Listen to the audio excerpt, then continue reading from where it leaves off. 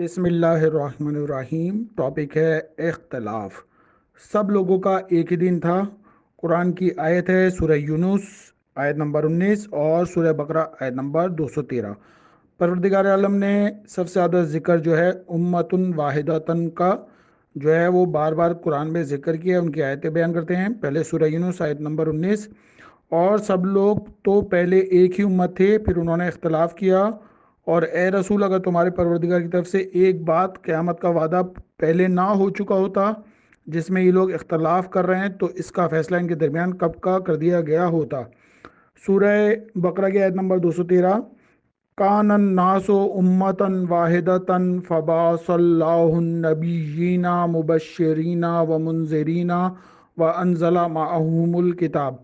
پہلے سب لوگ ایک ہی دین رکھتے تھے، پھر آپس میں جھگڑنے لگے، تب اللہ نے نجات کی خوشخبری دینے اور عذاب سے ڈرانے والے پیغمبروں کو بھیجا، اور ان پیغمبروں کے ساتھ برحق کتاب بھی نازل فرمائی، تاکہ جن باتوں میں لوگ جھگڑتے تھے کتاب خدا ان کا فیصلہ کر دے۔ پھر اس سے اختلاف کیا بھی تو انہی لوگوں نے کیا جن کو کتاب خدا دی گئی، ان کے پروردگار عالم نے جن لوگوں کو کتاب دی انہی لوگوں نے سب سے زیادہ جو ہے اختلاف کیا۔ سورہ مائدہ آیت نمبر 48، سورہ نحل آیت نمبر 93، سورہ شورى آیت نمبر 8، یہ تینوں کا جو مطالب ہیں وہ ایک ہی ہیں۔ وَلَوْ شَاءَ اللَّهُ لَجَعَلَكُمْ أُمَّةً وَاحِدَةً، تینوں آیتوں میں امتن واحدتن کا الفاظ استعمال ہوا ہے، اور اگر اللہ چاہتا تم سب کے سب کو ایک ہی امت بنا دیتا، مگر اللہ کا مقصود یہ تھا کہ جو کچھ تمہیں دیا ہے اس میں تمہارا امتحان کرے۔ سورہ نیل کی آیت نمبر 93، اور اگر اللہ چاہتا تو تم سب کو ایک ہی قسم کی امت بنا دیتا، مگر وہ تو جس کو چاہتا ہے گمراہی میں چھوڑ دیتا ہے اور جس کو چاہتا ہے ہدایت فرماتا ہے۔ سورہ شورى کی آیت نمبر 8، اور اگر اللہ چاہتا تو ان سب کو ایک ہی امت بنا دیتا، مگر وہ تو جس کو چاہتا ہے ہدایت کر کے اپنی رحمت میں داخل فرما لیتا ہے، اور ظالموں کا کوئی یار و مددگار نہیں۔ سورہ انبیاء آیت نمبر 92، بے شک یہ تمہاری امت ایک ہی امت ہے، اور میں تمہارا پروردگار ہوں، تو بس میری ہی عبادت کرو۔ سورہ مومنون آیت نمبر 56، اور بے شک یہ تمہاری امت ایک ہی امت ہے، اور میں تمہارا پروردگار ہوں، تو بس تقوی اختیار کرو۔ سب مل کر اللہ کی رسی کو مضبوطی سے تھامے رہو، یہ قرآن کی سورہ آل عمران 103۔ اور تم سب کے سب مل کر اللہ کی رسی کو مضبوطی سے تھامے رہو، اور آپس میں تفرقہ نہ ڈالو، اور اپنے حال پر خدا کے احسان کو یاد کرو۔ جب تم آپس میں ایک دوسرے کے دشمن تھے تو اللہ نے تمہارے دلوں میں ایک دوسرے کی الفت پیدا کر دی، تم اس کے فضل سے آپس میں بھائی بھائی بن گئے ہو۔ مولا کائنات فرماتے ہیں حق تو یہ ہے کہ جب کوئی قوم کسی بھی وقت کسی ایک امر پر اجتماع کر لیتی ہے تو اس کا معاملہ پختہ ہو جاتا ہے اور وہ اس کی گروہ محکم ہو جاتی ہے۔ تم اپنے دشمن اور اس کے لشکر کے قتل کے لیے ایک جماعت ہو جاؤ اور ایک دوسرے کا ساتھ نہ چھوڑو۔ یہ مولا کائنات نہج البلاغہ میں ابن الحدید نے جو ہے اس کا ترجمہ کیا ہے، سورہ آل عمران 105 نمبر آیت۔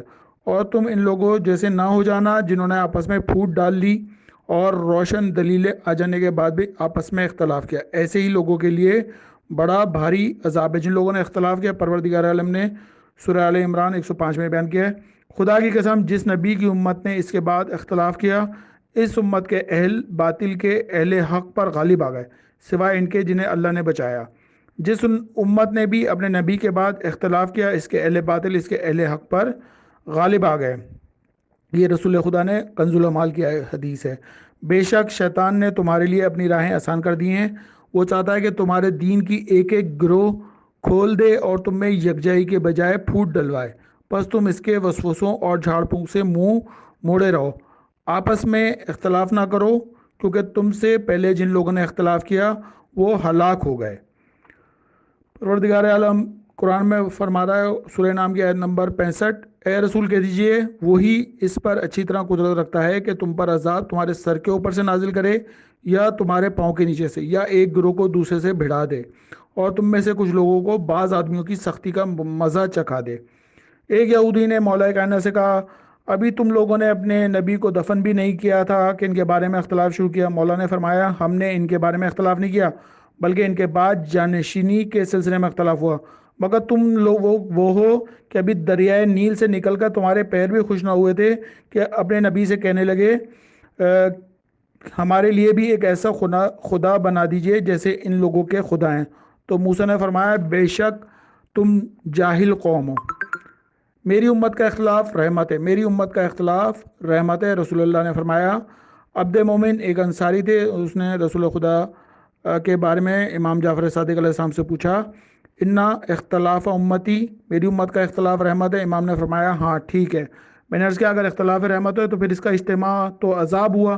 امام نے فرمایا بات وہ نہیں جو تم سمجھتے ہو، بلکہ جیسا اللہ تعالیٰ فرماتا ہے فلولا نفر من کل فرقتا منہم طاقتا، یعنی کہ ان میں سے ہر گروہ کی ایک جماعت اپنے گھروں سے کیوں نہیں نکلتی تاکہ علم دین حاصل کرے اور جب اپنے قوم کی طرف پلٹ کر آئے تو ان کو عذاب آخرت سے ڈرائے تاکہ لوگ ڈریں۔ خدا نے ان لوگوں کو حکم دیا ہے کہ وہ اپنے گھروں سے نکل کر رسول اللہ صلی اللہ علیہ وسلم کی خدمت میں حاضر ہوں، اور ان کا یہ الگ الگ آنا جانا اختلاف برابر جاری رہا، وہ رسول خدا سے احکام دین سیکھ کر اپنی قوم کی طرف پلٹ جائیں اور انہیں دین کی تعلیم دیں۔ اس لیے اللہ تعالیٰ کی ان لوگوں کے اختلاف سے مراد شہروں سے آنا اور جانا ہے، نہ کہ دین کے بارے میں اختلاف۔ دین تو ایک ہی ہے۔ میرے اصحاب میں اختلاف رحمت ہے۔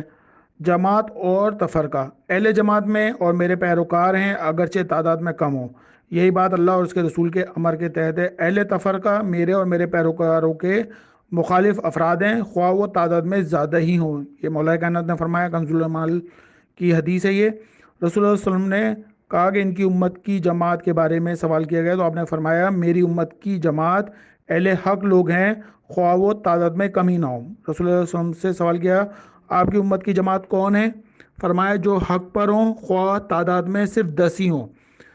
اہل جماعت اہل حق ہی ہیں خواہ تعداد میں قلیل ہوں، اہل تفرقہ اہل باطل ہیں خواہ تعداد میں کثیر کیوں نہ ہوں۔ اب تفرقے کا جو باعث ہے وہ جہالت ہے، اگر جاہل خاموش رہ جائے تو لوگ اختلاف نہ کریں۔ مولا کائنات سے جو ہے وہ جب جنگ جمل کے متعلق سوال کیا، خدا کی قسم اگر انہوں نے صرف ایک مسلمان بھی جان بوجھ کر بے گناہ قتل کیا ہوتا تو بھی میرے لیے اس تمام لشکر کا قتل کرنا جائز تھا، کیونکہ وہ سب اس کے قتل کے وقت موجود تھے، اس کا انکار بھی نہیں کیا اور اس کا دفاع بھی نہیں کیا۔ مولا کائنات نے دفاع کرنے کا بہت بہترین، یہ ابن الحدید نے جو ہے اہل سنت کے شافعی امام کے پیروکار ہیں یہ۔ ابن خباب کا قتل کا جو اقرار ہوا نہروان میں، عبداللہ ابن خباب کے قتل کے بعد مولا کائنات نے اس خوارج سے ان کے بارے میں قتل کے بارے میں پوچھا تو انہوں نے کہا ہم نے قتل کیا ہے اور جس طرح ہم نے اسے قتل کیا ہے آپ کو بھی ویسے ہی قتل کریں گے۔ مولا نے فرمایا خدا کی قسم اگر تمام اہل دنیا اسی طرح اس کے قتل کا اقرار کریں اور مجھے ان کے قتل پر قدرت بھی ہو تو ان سب کو قتل کر دوں گا۔ اللہم صلی علی محمد و علی محمد۔